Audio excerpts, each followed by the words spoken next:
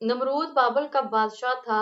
علم کے مطابق جن 4 بادشاہوں نے پوری دنیا پر حکومت کی، نمرود ان میں سے ایک ہے۔ ان 4 میں سے 2 مومن تھے، 2 کافر۔ مومن ذوالقرنین اور سلیمان علیہ السلام ہیں اور کافر نمرود اور بخت نصر ہیں۔ نمرود مسلسل 400 سال تک بادشاہ رہا۔ اس نے سرکشی، ظلم اور تکبر کا راستہ اختیار کیا اور آخرت کی بجائے دنیا کا حصول پیش نظر رکھا۔ جب حضرت ابراہیم علیہ السلام نے اس اللہ وحدہ لا شریک کی عبادت کی دعوت دی تو اس جہالت اور گمراہی کی وجہ سے خالق کا انکار کر دیا۔ چنانچہ حضرت ابراہیم علیہ السلام نے اس سے بحث کی، لیکن وہ مردود خدائی کا دعویٰ کرنے لگا۔ حضرت ابراہیم علیہ السلام اور نمرود کے درمیان مناظرہ اس دن ہوا جس دن وہ آگ سے نکلے۔ اس سے پہلے ان کا آمنا سامنا نہیں ہوا تھا۔ جس دن وہ اکٹھے ہوئے، اس دن کا یہ منظر ہے۔ حضرت ابراہیم علیہ السلام نے فرمایا، میرا رب زندہ کرتا ہے اور مارتا ہے۔ اس نے کہا، میں بھی زندہ کرتا ہوں اور مارتا ہوں۔ اس بات کو ثابت کرنے کے لیے اس جاہل نمرود نے 2 قیدی منگوا کر بے قصور کو مار ڈالا اور قصور پار کو چھوڑ دیا اور کہا کہ دیکھا، میں جس کو چاہوں مارتا ہوں اور جسے چاہوں نہیں مارتا۔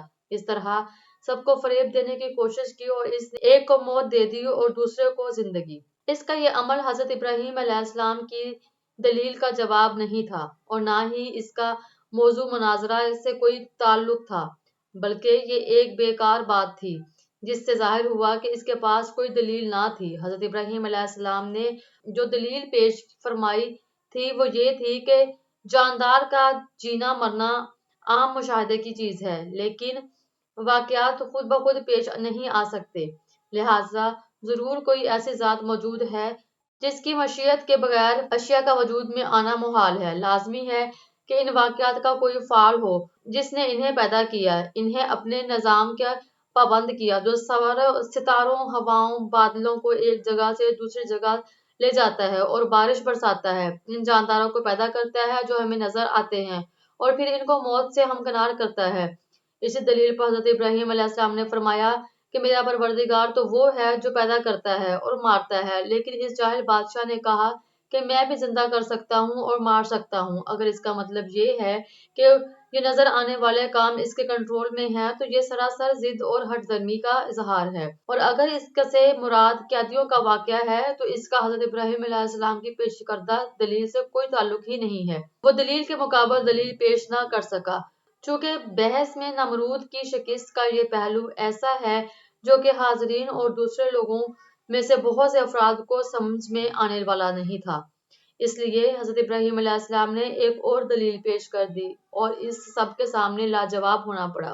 ارشاد باری تعالیٰ ہے، ابراہیم نے کہا، اللہ تو وہ ہے جو سورج کو مشرق سے نکالتا ہے، ذرا تو اسے مغرب سے نکال دے، یعنی یہ سورج روزانہ مشرق سے نکلتا ہے جس نے اس کو پیدا کرنے والے اور چلانے والے نے مقرر کر رکھا ہے۔ اگر تو پھر زندگی اور موت کا مالک ہے جیسا کہ تیرا دعویٰ ہے، زندہ کرتا ہے اور موت دیتا ہے تو اس کو مغرب سے لے کر آ، کیونکہ جس کے ہاتھ میں زندگی اور موت کا اختیار ہے وہ جو چاہے کر سکتا ہے، اسے نہ منع کیا جا سکتا ہے اور نہ ہی مغلوب کیا جا سکتا، بلکہ وہ ہر چیز پر غالب ہوتا ہے اور ہر چیز اس کے حکم کے پابند ہوتی ہے۔ اگر تیرا دعویٰ سچا ہے تو یہ کام کر، ورنہ ثابت ہو جائے گا کہ تیرا دعویٰ غلط ہے، اور یہی حقیقت ہے اور ہر شخص جانتا ہے کہ یہ کام نہیں کر سکتا۔ تو حضرت ابراہیم علیہ السلام نے اس جاہل اور عاجز ہونا واضح فرما دیا، لہٰذا اس کے پاس کہنے کو کچھ نہیں تھا اور اس کا منہ بند ہو گیا۔ اسی لیے اللہ پاک فرماتا ہے، یہ کافر شدد رہ گیا اور اللہ ہی انصافوں کو ہدایت نہیں دیتا۔ اس کے علاوہ نمرود نے اشیاء خوردنی کا نظام اپنے ہاتھ میں رکھا تھا، لوگ غلہ لینے کے لیے اس کے پاس جاتے تھے۔ حضرت ابراہیم علیہ السلام بھی دوسروں کے ساتھ غلہ لینے گئے، اس نے حضرت ابراہیم علیہ السلام کو غلہ دینے سے انکار کر دیا۔ آپ خالی ہاتھ لوٹے اور گھر کے قریب پہنچے تو دونوں بورے مٹی سے بھر دیے اور سوچا کہ جب میں گھر پہنچوں گا تو گھر والے مطمئن ہو جائیں گے۔ گھر پہنچ کر انہوں نے بورے اتارے اور خود سو گئے۔ آپ کی زوجہ محترمہ حضرت سارہ آٹا لے کر بوروں کے پاس گئیں تو دیکھا کہ وہ عمدہ غلے سے بھرے ہوئے ہیں۔ انہوں نے کھانا تیار کیا۔ جب ابراہیم علیہ السلام بیدار ہوئے تو دیکھا کہ کھانا تیار ہے۔ انہوں نے پوچھا، یہ کھانا کہاں سے آیا؟ زوجہ محترمہ نے فرمایا کہ جو آپ لائے تھے اس سے تیار کیا ہے۔ حضرت ابراہیم علیہ السلام سمجھ گئے کہ یہ اللہ پاک نے معجزانہ طور پر عطا فرمایا ہے۔ نمرود مردود ہر بار توحید کی دعوت کو قبول کرنے سے انکار کرتا رہا۔ بالآخر بولا، اپنے لشکر جمع کرتا ہوں تاکہ تیرا خدا کے ساتھ میرا مقابلہ اور میرا حضرت ابراہیم علیہ السلام نے فرمایا تیرے خدا کے ساتھ میرا مقابلہ ہو۔ حضرت ابراہیم علیہ السلام نے فرمایا، اے مردود، تو اپنا لشکر جمع کر، میرا خدا کن فیکون میں جمع کر دے گا۔ مردود مشرق و مغرب کی فوج کو جمع کرنے میں لگ گیا۔ حضرت ابراہیم علیہ السلام نے آخری بار بھی اس کو ہدایت کی دعوت دی، لیکن اس مردود نے کہا، مجھے تیرا خدا کی کچھ چاہت نہیں۔ اس وقت حضرت ابراہیم علیہ السلام نے دعا مانگی کہ اے مالک، یہ مالون نافرمان تیرے ساتھ مقابلہ کرنا چاہتا ہے، اس کو ہلاک کر۔ تیری مخلوق میں مچھر ادنا اور ضعیف ہے اور کئی جانوروں کی خوراک بنتا ہے۔ میں تیری رحمت سے اس مچھر کو مانگتا ہوں کہ وہ اس مردود کا خاتمہ کرے۔ ان کی دعا قبول ہوئی۔ نمرود نے اپنی فوج کو میدان میں اکٹھا کیا اور حضرت ابراہیم علیہ السلام سے کہا کہ اگر تیرا خدا چاہے تو زمین کی حکومت ہم سے چھین لے، مگر اس سے پہلے میری فوج کا مقابلہ کرے۔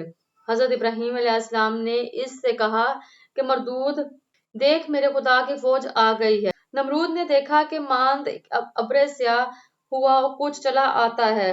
یہ دیکھ کر لشکر میں ہلچل مچ گئی، مچھروں کا شور پھیل گیا اور مردود کا سارا جوش و خروش جاتا رہا۔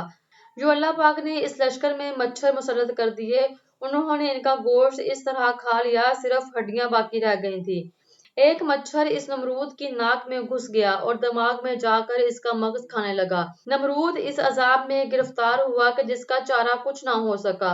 وہ ہر کسی سے سر پر لکڑی یا ہتھوڑا مرواتا، جس سے مچھر کچھ پل دم لیتا اور اس کو چین آتا۔